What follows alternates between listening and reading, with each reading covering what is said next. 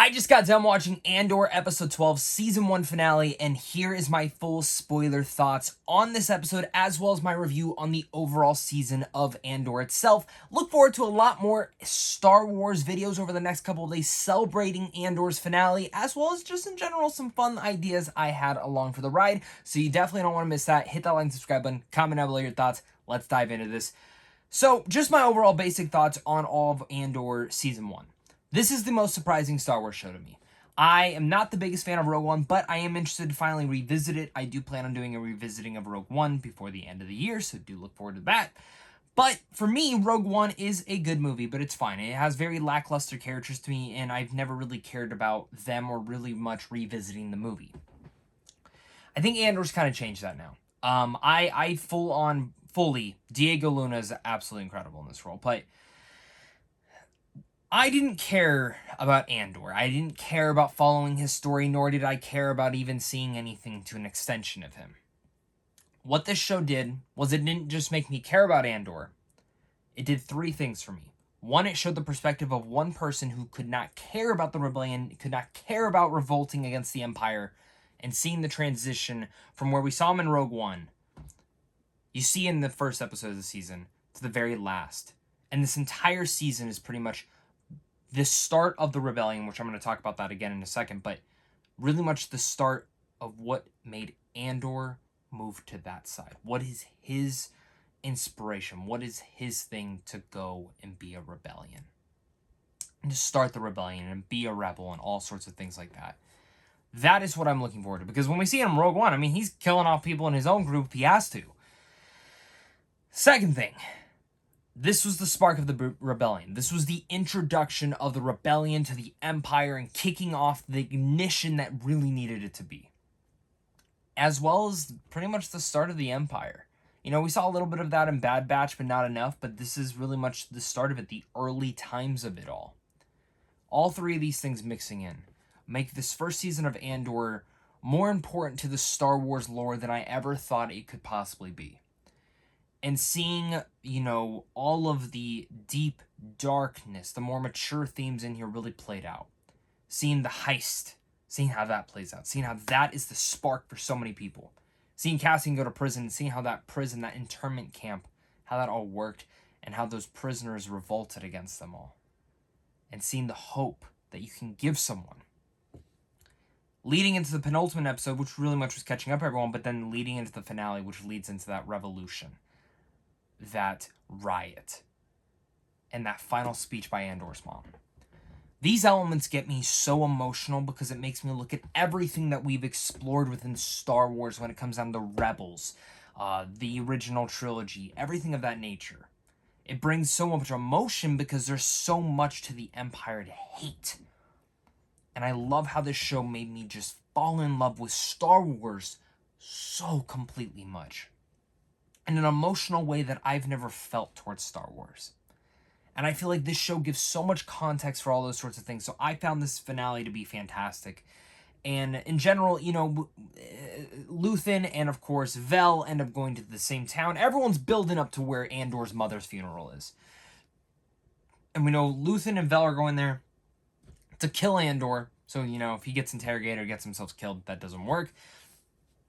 We know Dedra and Cyril are going there to find Andor so they can bring him in for questioning to find out who Luthen is and everything of that nature. And of course, Cyril just wants to prove himself. And we know Andor's going there for his mother, but also to save Bix and to save everything that he needs to do and help these people.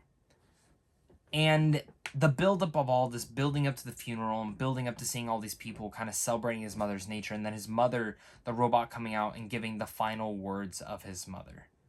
And how that is, again, another one of those sparks of the rebellion. And what Andor did, that's something she doesn't even know of. The fact that that is kind of what pushed her to be like, I wish I could have fought before I died. Inspired everyone there to riot against the Empire. And to even, in fact, see a bomb go off. Killing many of the Empire. And then continuing there, almost killing Dedra. And this riot insinuating was something that I could just get so cheerful for, and you get inspired to do something. And everyone in this moment was inspired. A lot of Andor's friends who are still on that planet were inspired to save each other, to stop the Empire, because they knew how important. Seeing that guy freaking hit that guy in the head with the brick and just going off on that, perfect. And then they flipped the robot. That was a big hell no to me, but I loved it. They saved the robot. They saved that. Andor ends up saving Bix. Bix gets off. They get off world. And where does Andor go next? He goes and finds Luthen. And the second Luthen walked on his ship, I knew Andor was going to be there. And I love how he pretty much gives Luthen the choice. Shoot me now, or bring me in. And everything you need to know about how Andor is feeling at that point was all in his eyes and his facial emotions, which is a phenomenal thing for an actor to do. And the same thing for Stellan Skarsgård when that smirk comes over him.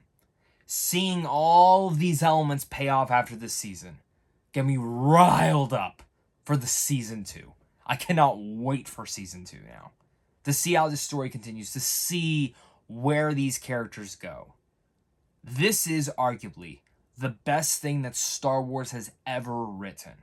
And I'm saying this as a lifelong Star Wars fan, who I am someone who honestly likes almost everything in the Star Wars world in one way, shape, or another. I love everything in Star Wars. But on a honest-to-God argument level, this is the best thing that's ever been written for Star Wars. Hands down, it is. Is it my favorite thing? No. You'll see a ranking in a couple days, but on a contextual level, the themes, the thematics, the characters, everything of that nature was just so well written. And I sucked it all in. Seeing Deidre and Cyril's final confrontation and their conversation just continues to show both those characters. And even showing Mon Mothma and what she is willing to give up for the rebellion. This is showing the stakes of what war can be. The stakes of loss, the stakes of hope, and what all that can mix together. And that is Andor. Andor Season 1 is a phenomenal first season. It's probably one of the best first seasons of a show I've watched in forever. I mean, House of Dragons was also freaking amazing. But this is, like, just as good. And I love it. I love seeing this greatness on here. Specifically on Disney Plus, and I want more shows to be up to this level. Man, this impressed me so much. I love this. I loved everything that this built up. Again, this riot scene. And the thing I really love, again, is how they did the 3 arc structure with the episodes and how this was the finale. It really felt perfect payoff, and I cannot wait. So let me know down below what your guys' thoughts are on this season. What would your rating be? Mine is going to be overall an A. Couple slow moments here and there, but God, what a near perfect first season this was. I love this finale. I thought it was perfect to tie up everything that we need to do heading into season 2, and I can't wait to see that next season. So again, hit that like and subscribe button for more content, and of course, until next time, stay classy.